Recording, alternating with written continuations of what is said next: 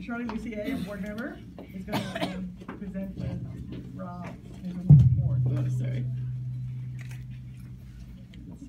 Right there, near the yellow there. There you go. Okay. And Rob's got a couple things to say too. So yes, okay. So I know you want to tell us about what you're doing. So I'm gonna read what the foundation wrote. This is you've been selected for the 2016 Achievement Award for both your body of work with Local Life Theater and for your most recent play, BAGYO? BAGYO.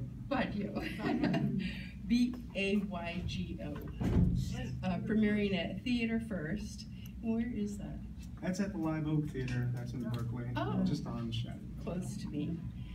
With the stories within stories and dance within dance, bringing firelight to the audience so that it may better see the world with its mysteries and its often obscure injustices.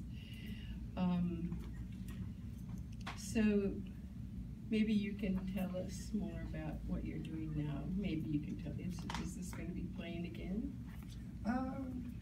Perhaps. Yeah.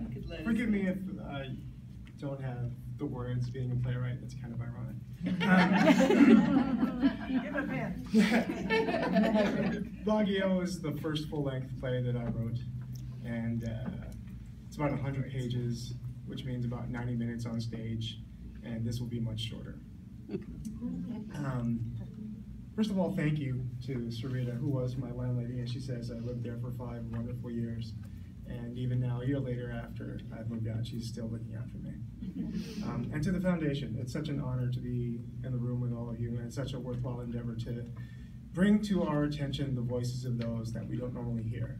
And that's what BAGYO is about. It's an adaptation of The Tempest, which has a lot of colonial themes, and we hear about how France and Spain and the United States went out and colonized, and it's about the voices of those who were colonized. It's about the people in the Philippines, about the Vietnamese, and people in Thailand, and people in Southeast Asia who experienced that part of history. So we hear their voices.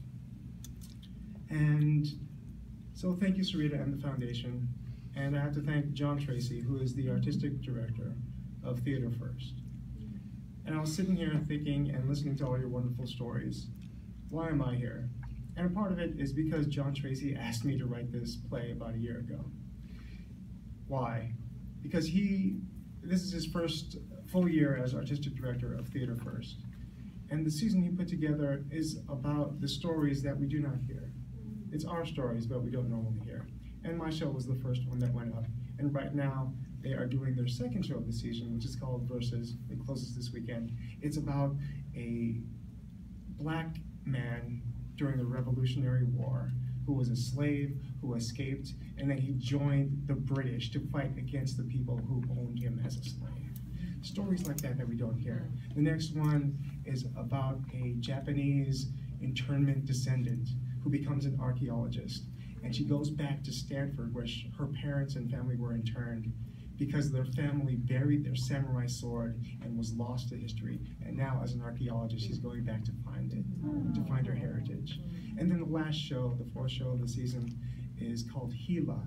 It's about a black woman who science studied her, and they found that her cells were unkillable. But she herself died, and they're using her cells to do experiments on and find cures for diseases now that they're experimenting on. And she herself, while she was alive, could not afford health care. So that's just a shout out for John Tracy, Theater First, who put up my play and putting up these other voices, the other plays of new works about local playwrights, local artists who are trying to bring these stories to the forefront. And onward, it's all new works, and Theater First is, to my surprise and joy, they are trying to produce BAGYO and take it to New York in August at the New York Fringe Festival. So that's what happens for me next, and that's what happens for BAGYO next, taking this story to maybe a bigger, wider audience.